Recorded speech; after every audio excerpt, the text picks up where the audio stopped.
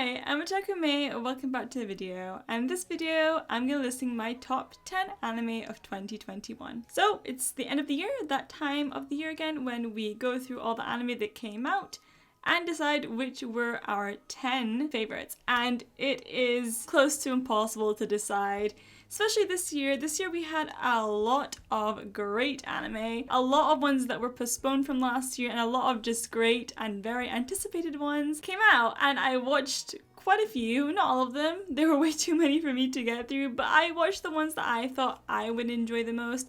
Some were good, some were not so good, some were great, some were really, really bad. So in this video, I will just be telling you all about the ones that I personally enjoyed. It is a very biased list, it's my enjoyment. I don't rate them on like animation or story or character or direction or anything like that. I just base it on my enjoyment. Before I get started, I do want to say that there will be spoilers of the anime that I include in the list. So if I mention one that you haven't seen and want to see it and don't want to get spoiled, just like skip ahead a bit. Also, I won't be including any movies or part 2s of anime that started last year. For example, ReZero Part 2 will not be included, even though it was very, very good. It would be on this list if I was including it. But without further ado, let's get into the list. So number 10 is Mushoku Tensei Jobless Reincarnation. I had a very mixed relationship with this anime personally. The main premise of it is really, really interesting. It's just the little things, you know, the things that I'm talking about that aren't that comfortable, especially in the second to last episode. I was very uncomfortable and very disturbed by that episode. So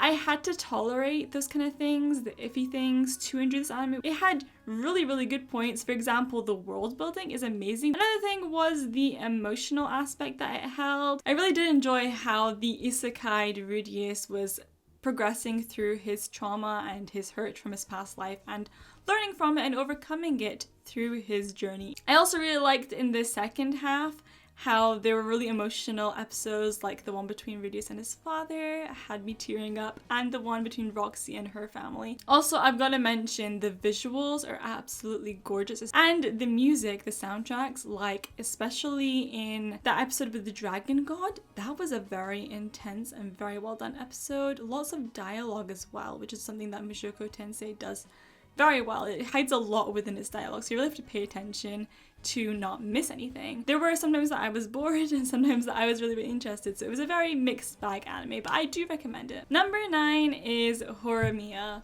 So Horimiya aired at the very start of this year, and I had been looking forward to it because I'd heard such amazing things about the manga, and I was not disappointed. I fell in love with this anime from episode 1, no joke. Actually, this year there were a lot of really good episode 1s, but yeah, this was such a good rom-com. I am a sucker for romances and rom-coms, and this was right what I needed. Such a good romance, and one of the reasons for that is that I do love a slow burn, but I loved that in this one, they were dating from like episode 3 or something. Like, we got to see a whole majority of the anime where Hori and Miyamura were actually dating, and I love that because seeing them as a couple is so cute, and they are absolutely adorable. And not just them, but like the other couples, the other characters. It had such a nice variety of cast members, such a nice big cast as well, and most of them got their own time to shine, so I did like it a lot for that reason. The only thing that I would say is that I did feel a bit rushed at times, especially how they included the manga ending as the ending of the anime, but I did still enjoy it, and it's really one of my favorite romances. Even though there isn't much of a plot, it is very character driven. I like these kind of one-shot snippety kind of series,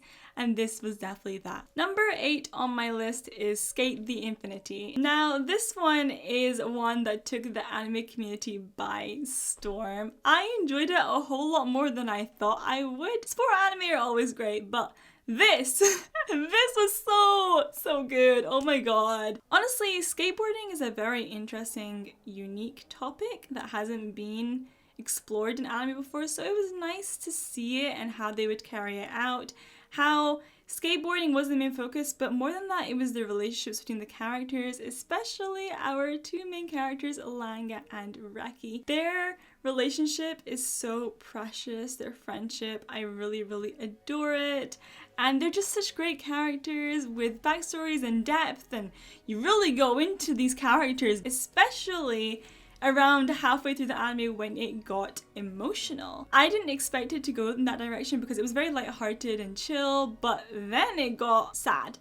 And it got deep, and it got emotional, and it got heartbreaking. But it ended happily. Thank God. I love the characters I've explored. The antagonist was very weird, Adam. The funky colors and the opening, which the dance part I was so obsessed with. Also, I do have to mention the visuals. There are just some shots which are gorgeous. Like when the skating was happening, that was really good. But also just these one shots, like that one that everyone was referencing when you see Reki's eye and there's like Langa skating in his eye, which goes back to Banana Fish, which is an anime that I adore as well. And yeah, I loved Skate to Infinity. Now, number 7 on my list is one that at the time of recording hasn't finished airing, but definitely 100% deserves a place on this list, and that is Komi Can't Communicate. Now, I'm reacting to this anime. I have absolutely been loving Komi to pieces. Episode 1 was fantastic. There are so many good things about Komi Can't Communicate. It was a much anticipated anime of this year, one of the ones I've been looking forward to because I have only heard good things about the manga, and I was not disappointed. Every episode I have been dying of cuteness. It is so adorable. The art style that they use to show Komi's like difficulty communicating and the character interactions and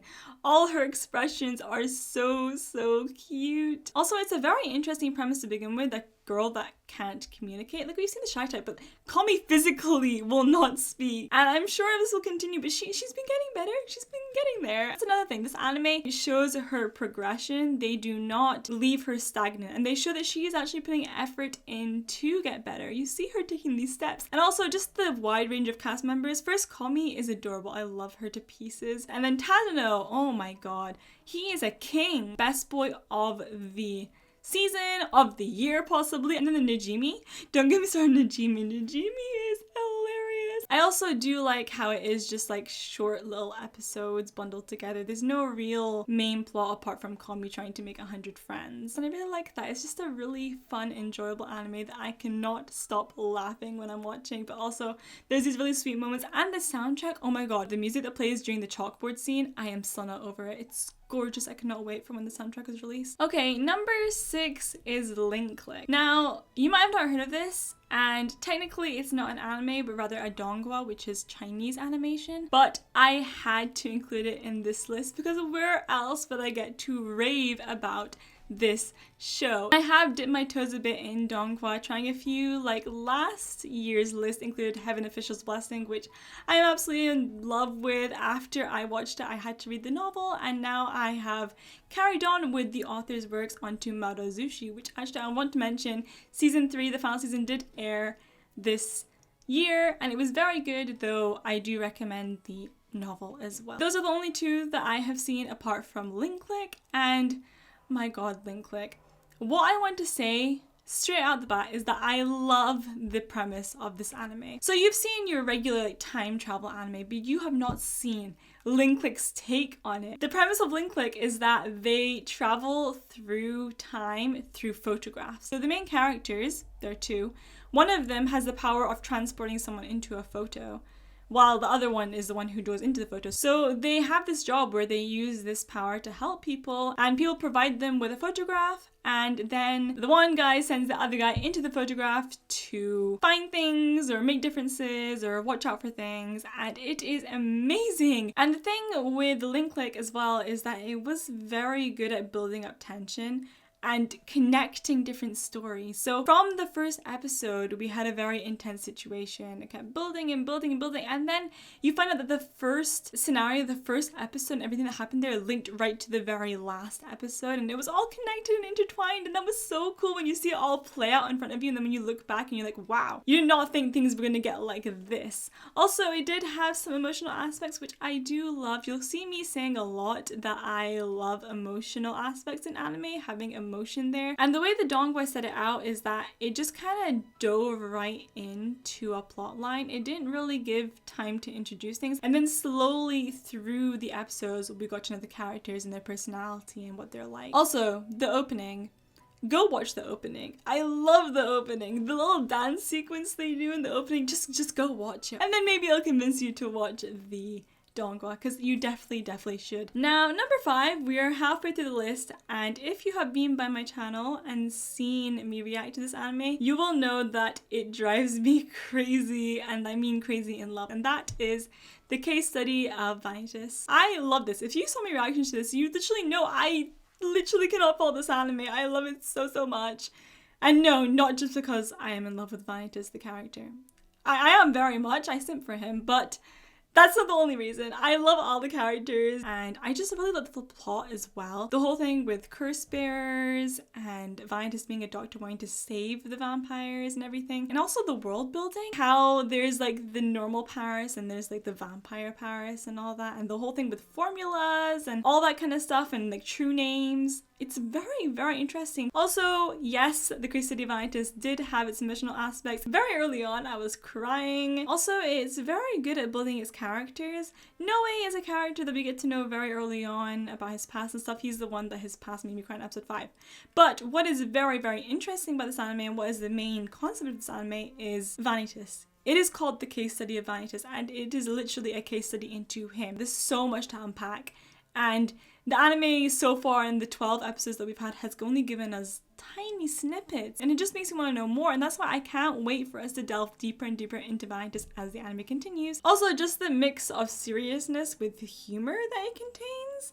Like, we get one very serious, dramatic, scary, intense episode, and the next one is like we're going on a date, and it's very lighthearted and adorable and funny, and I love Vanitas for that. And also the visuals are just stunning. So many gorgeous shots. It is very well done. And I have to mention the ending song, Zero by Lymk. Lymk. It is my favorite of this whole year. Okay, number 4 is To Your Eternity. Another one that I reacted to, 20 episodes long, and wow.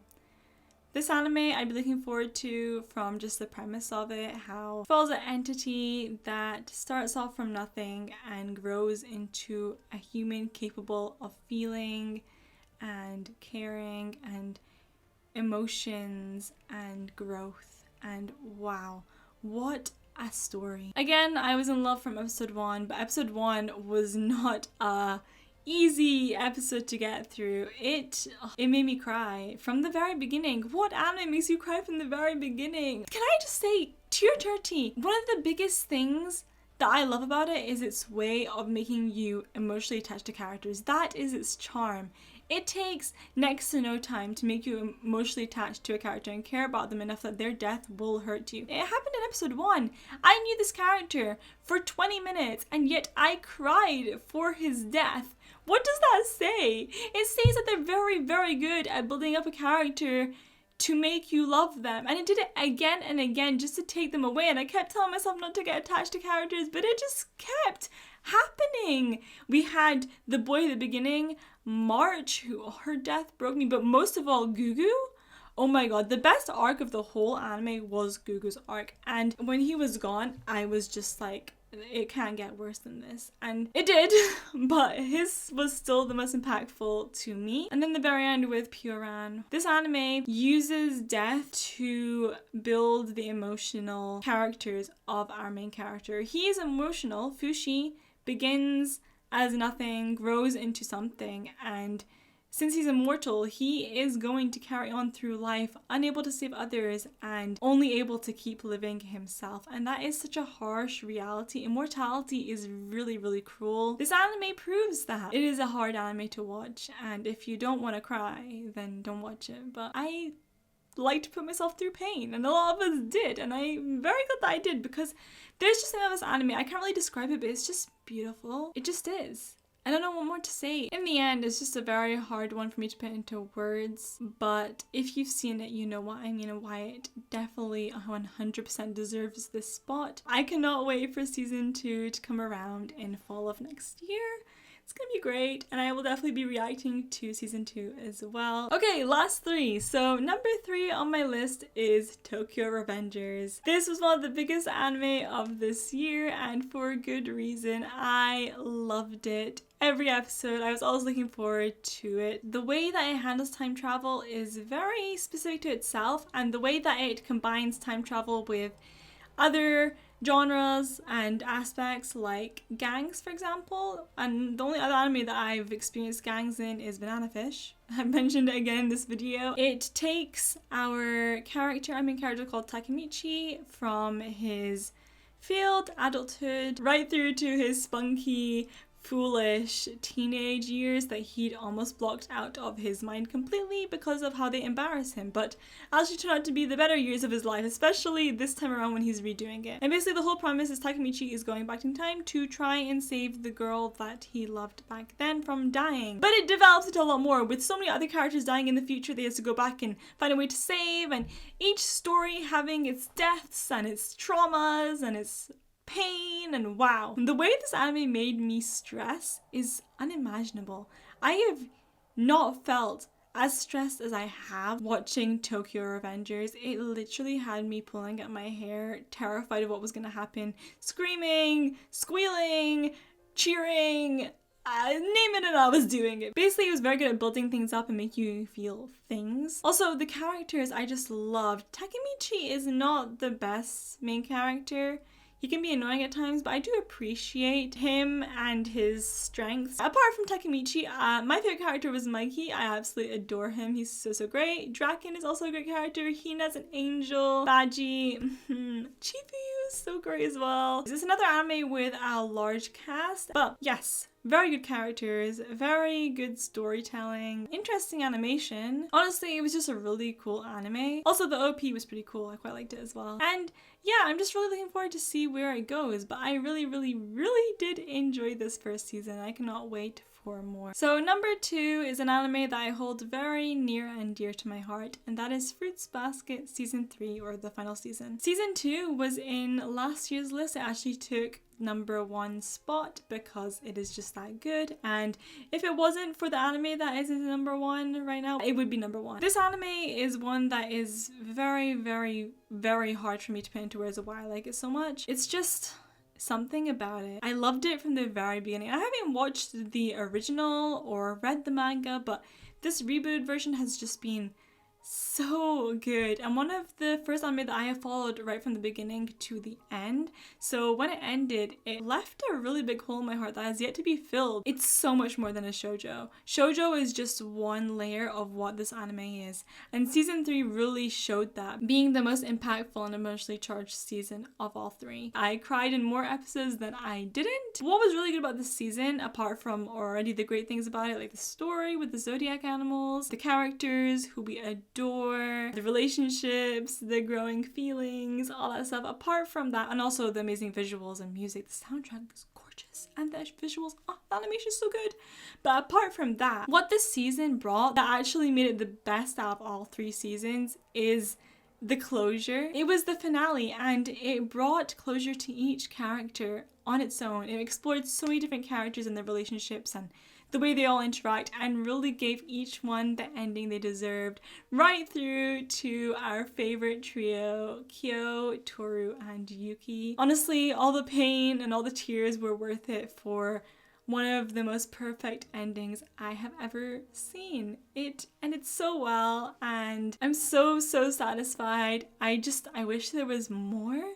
But honestly, it was just, I could not fault it. I could not ever be upset with the ending that it gave us. It was such a beautiful way to tie it up. It's tough when you have a big cast like Fruits Basket does. It starts off with our main trio, but then it keeps growing and growing.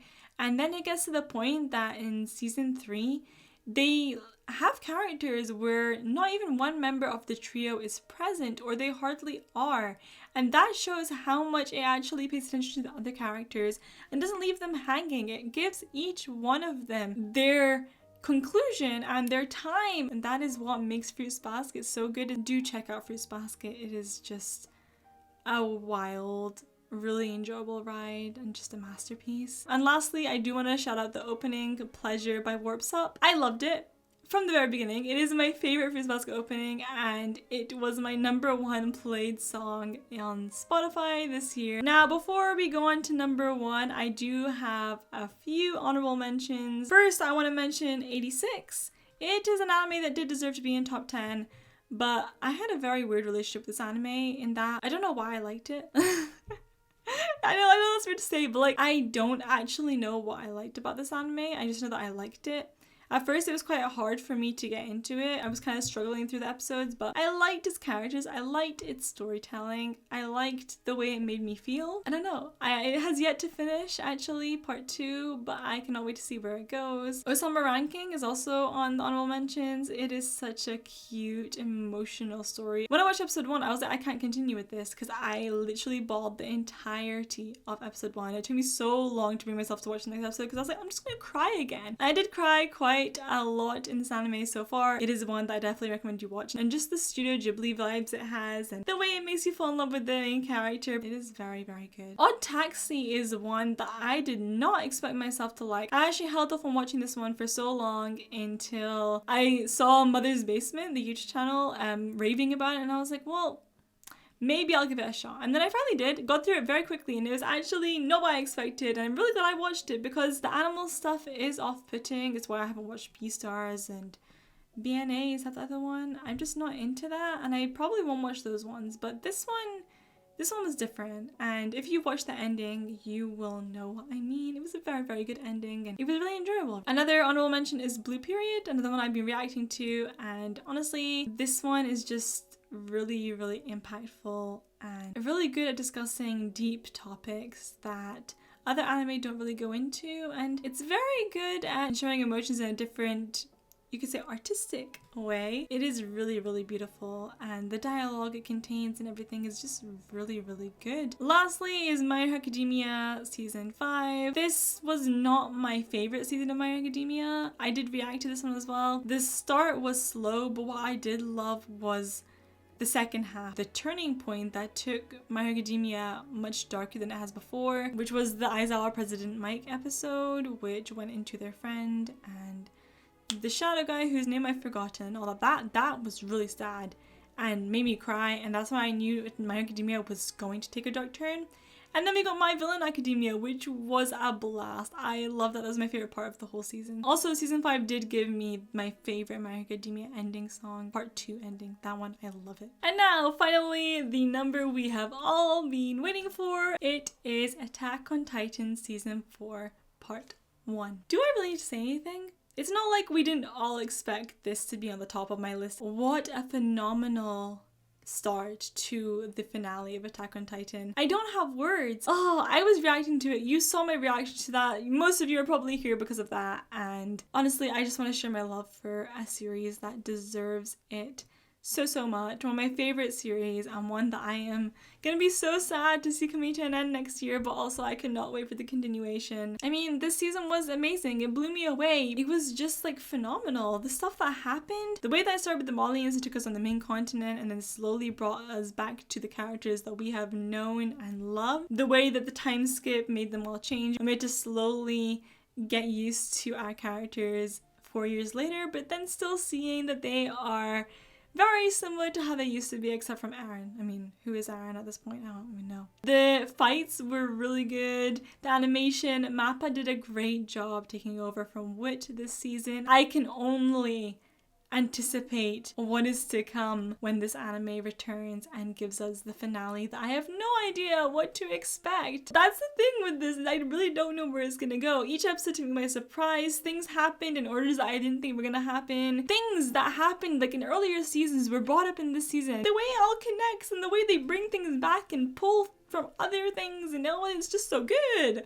What do I say? And just meeting all the Marleyan characters and growing to really like Reiner actually. Falco was a great character that I loved, like all the new characters that were introduced. Levi was amazing. We got to see some amazing Levi moments. But really, this whole like after time skip Attack on Titan has had a very different vibe to the earlier seasons, and I like it. And it's a direction that does fit Attack on Titan. It's not jarring or anything at all. It does fit well, and I think it is very, very well done and well handled. And like I said, the animation was great. The music, of course, was amazing as expected. The opening was pretty cool. The ending was pretty cool. And yeah, it was just really good. There's nothing more I can say. I'm so excited for the finale. I can't wait for part 2. But yeah, that concludes my top 10 anime of 2021. Like I said, it was hard to choose just 10. Even my honorable mentions were long. There were a lot of good anime this year. My number 1 was very easy to choose, number 2 as well, but after that it got a bit shaky,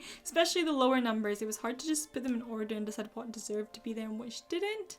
Do let me know what you thought of my list, if there are ones you agree with, ones you don't agree with, what your top anime of 2021 were.